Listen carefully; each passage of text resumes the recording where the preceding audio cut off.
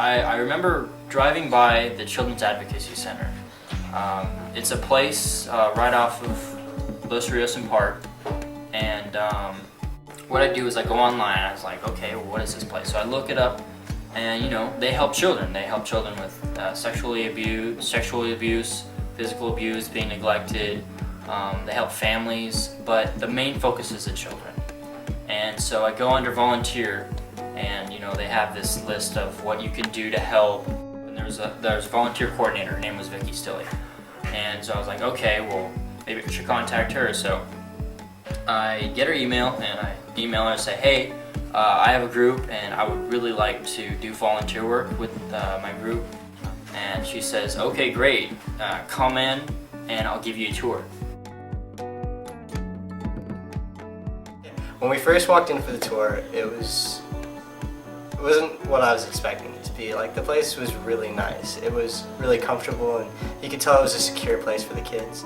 Tour, just when Vicky started sharing stories about kids,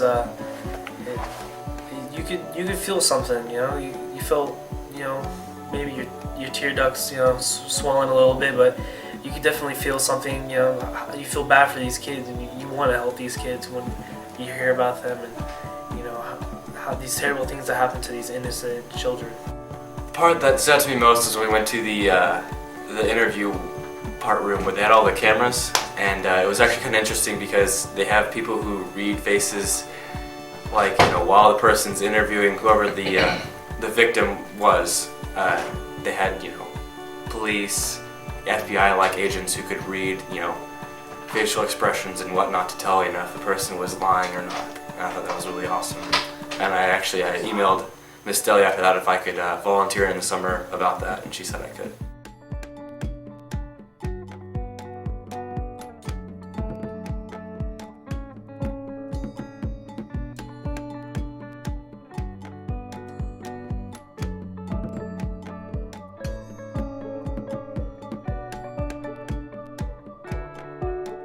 It's horrific, really. I mean, we live in one of the nicest communities in one of the most perfect counties in Texas. We have a beautiful city with beautiful schools and churches and homes. I was so shocked to hear that all these children are being abused, and us just going today, just not worrying about anything else, just sitting around, focused on our little devices and everything that goes in our day and work and all that. And it's so shocking, and it's really scary.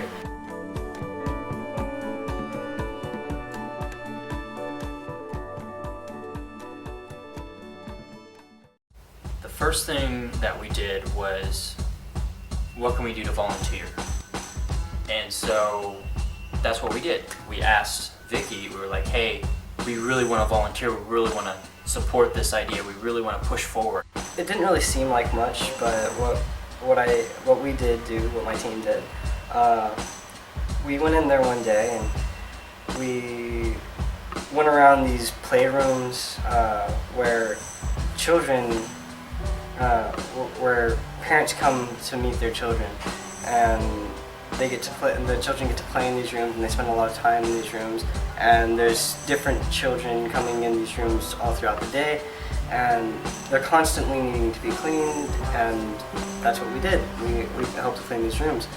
And the reason why it was such an important thing to do, it didn't really seem like much when we went in there. We went in there with the mentality, it's like, oh, we're just picking up toys and cleaning them with Clorox wipes. Anyone could do this. But when we figured it out later that no one was doing it, that we were the ones who were doing it, and if we weren't doing it, no one else was going to do it. And that actually means something. Whenever you have little toddlers less than like 3 years old, even younger than that, going in there and picking up toys, putting them in their mouths, it means something. I also helped move boxes and bicycles another day to help them. And pretty much what the whole point of it is that we help them in some small ways so that they're able to better focus on the kids and the more important issues. The second thing we can do is donate. We can donate our time. We can donate money, clothes, food,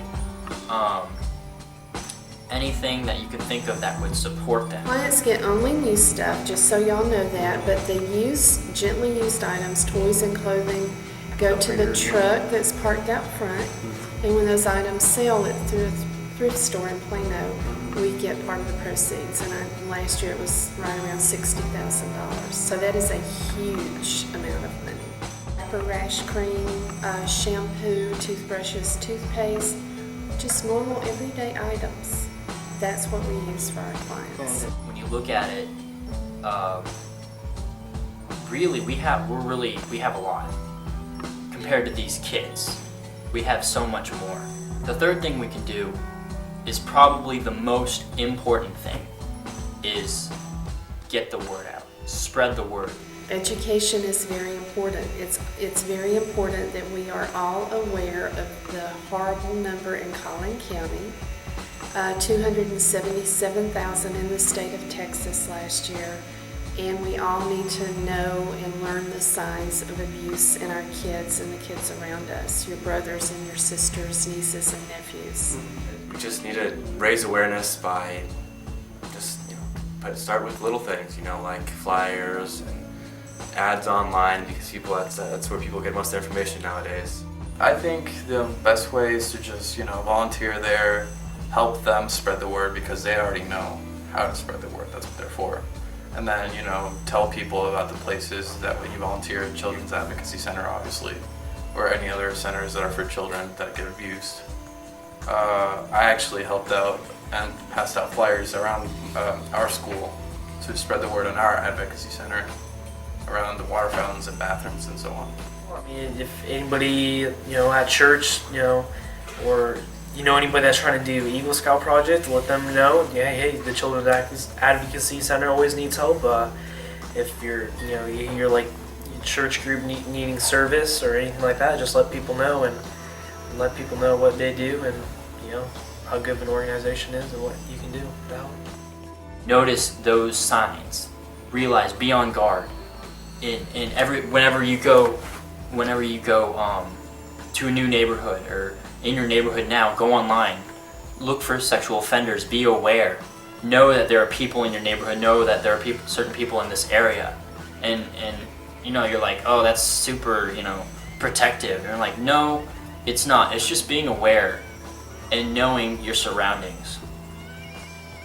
And I'm sure someone out there might have a friend or family member that has been sexually abused. It's hard. It's not easy to come out of. That it's something that scars you for life.